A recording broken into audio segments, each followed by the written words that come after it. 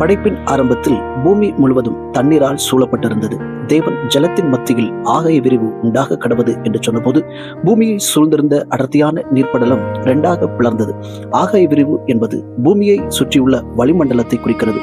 எபிரேய மொழியில் இதற்கு ராகியா என்று பெயர். இதன் பொருள் அடித்து பரப்பப்பட்ட ஒரு தட்டு அல்லது விரிவாக்கப்பட்ட பரப்பு என்பதாகும். இதை ஒரு உதாரணத்தின் மூலம் புரிந்து கொள்ளலாம். நீங்கள் ஒரு பாத்திரத்தில் தண்ணீரை ஊற்றி கொதிக்க வைக்கிறீர்கள் என்று வைத்துக் கொள்வோம். முதலில் தண்ணீர் கீழே மட்டும் இருக்கிறது. அது கொதிக்கும் போது என்ன நடக்கிறது? தண்ணீர் நீராவியாக மாறி மேலே எழும்புகிறது. இப்பொழுது பாருங்கள், மேலே இருப்பது நீராவி, கீழே இருப்பது தண்ணீர். இந்த இரண்டிற்கும் நடுவே ஒரு இடைவெளி இருக்கிறது அல்லவா? அதுதான் மத்தியில் உண்டான ஆகாய விரிவு.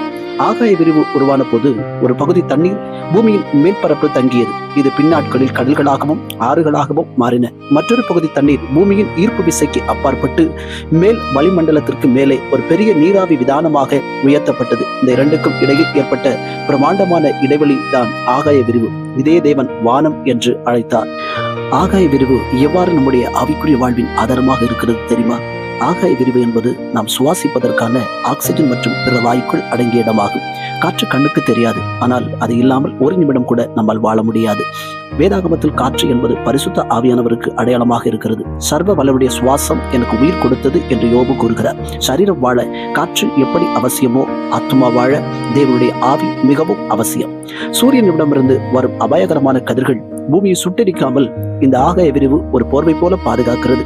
இது ஒரு வடிகட்டி போல செயல்பட்டு நன்மையான வெளிச்சத்தை மட்டும் உள்ளே அனுமதித்து தீமையானவற்றை தடுத்து நிறுத்துகிறது. நம்முடைய வாழ்வில் தேவன் ஒரு பாதுகாப்பு வேலையை வைத்திருக்கிறார்.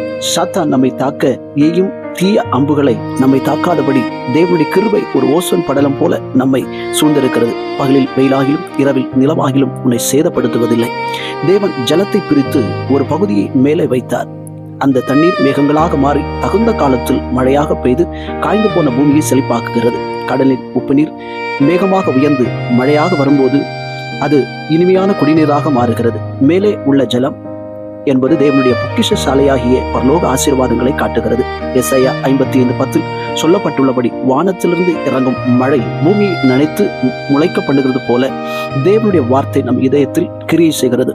நம் வாழ்வில் உள்ள கசப்பான அனுபவங்கள் ஜெபத்தின் மூலம் தேவனிடம் சொல்லும் போது அவர் அவற்றை ஆசீர்வாதமான மழையாக மாற்றி நம்மேல் பொழியச் செய்கிறார். தேவன் படைத்த ஆகாய விரிவு என்பது ஒரு காலி இடமல்ல. அது நம்மை உயிர்ப்பிக்கும் கவசமாகவும், நம்மை பாதுகாக்கும் கவசமாகவும், நம்மை செழிப்பாக்கும் மழையின் ஊற்றாகவும் இருக்கிறது. 2ஆம் நாள் படைப்பு நமக்கு தரும் மாபெரும் நம்பிக்கை இதுவே.